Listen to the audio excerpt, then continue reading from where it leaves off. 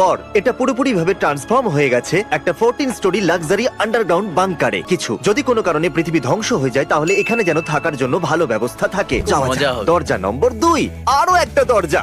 এই জায়গাটা খুবই সিকিউর। আর আরেকটা এটা দরজা? হলো চতুর্থ দরজা, যেটা দিয়ে আমরা ভিতরে যাব। এই লিফটটা 14 তলা নিচের গভীরতায় যায় পারবে।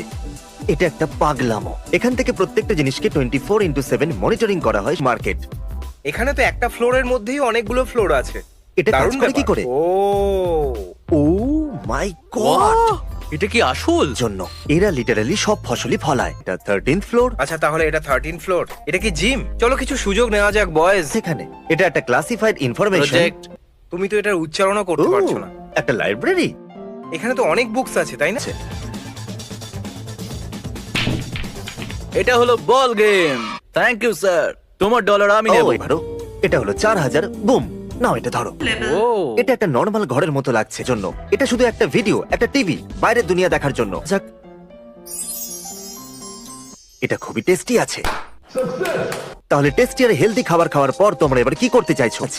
এটা একটা নর্মাল ঘরের মতো, কিন্তু এনিওয়েজ আমি একটু ঘুমিয়ে নিই বরং।